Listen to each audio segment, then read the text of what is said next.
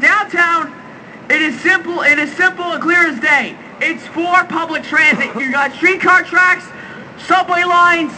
It's for public transit. And what did he do? He tried to stop Transit City.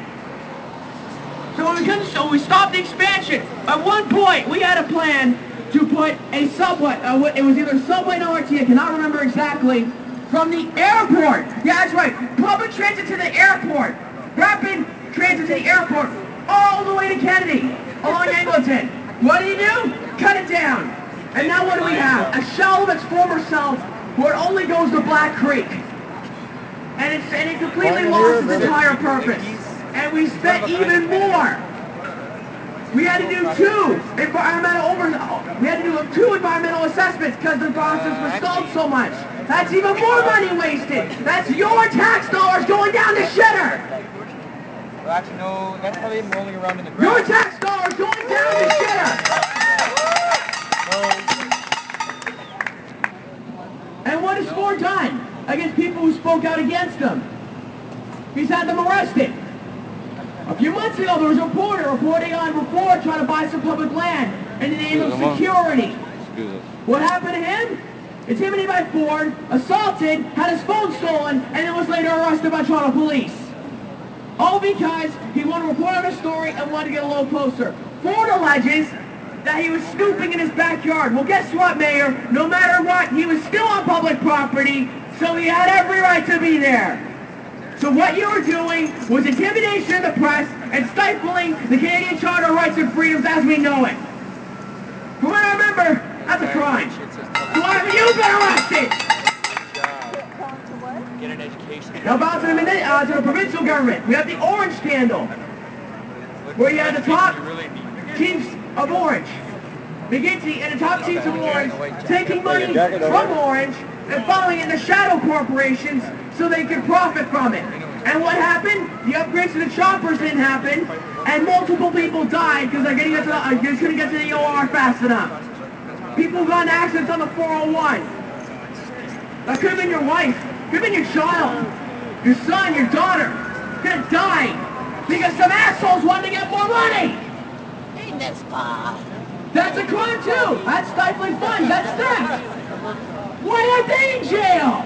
Huh? Why are they in jail? Because they're protected by the federal government. You know you're going down. As Jonathan said, election fraud. They bought and sold their way to a majority government.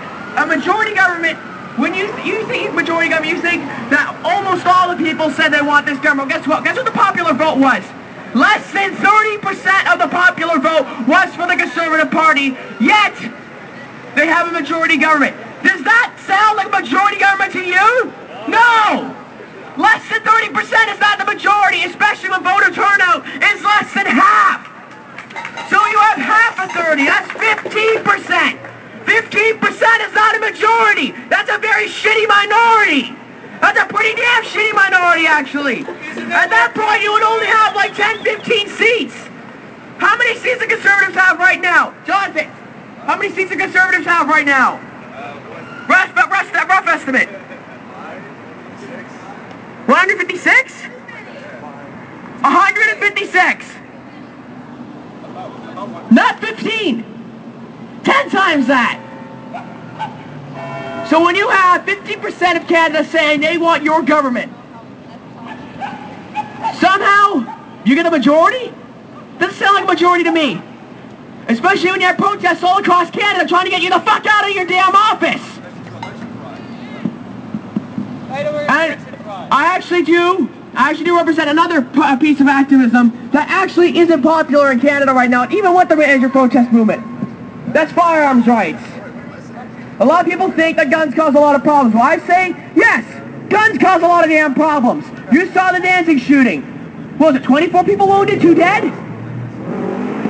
Guess what? Those guns were gotten illegally, smuggled across the border from the United States. Criminals don't read the Firearms Act. That's right, criminals do not read the Firearms Act. They do not care about laws, because they're already going to break the law, so why do they care about one more law? They don't care about the laws.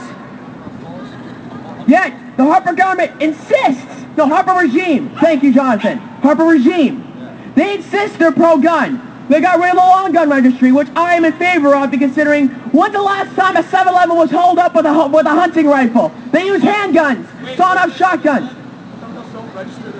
And criminals don't register their guns anyway, so why are you putting that overhead on law-abiding citizens? So they got rid of that. But they're not pro-gun, because the RCMP, which was bought and sold by the Harper regime, has a policy.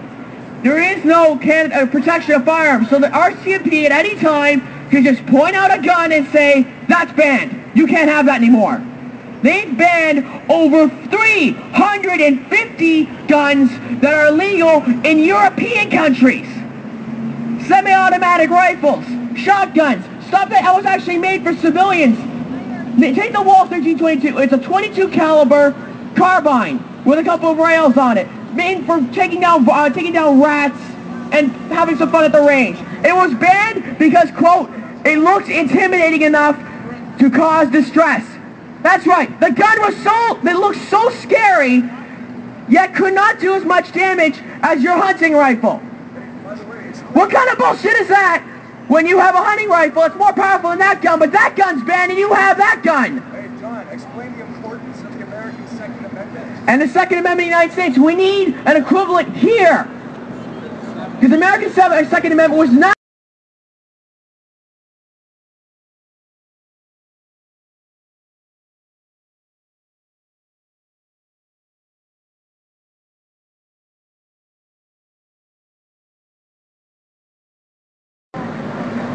It was made by the Founding Fathers, so they knew the revolution. They knew there would be more bloodshed. They knew that outside powers or inside powers would try to co-opt the government and make it tyrannical or outright invade. Well, guess what? That happened. The 1933 business plot, a fascist attempted coup to overthrow the government, replace it with a military regime.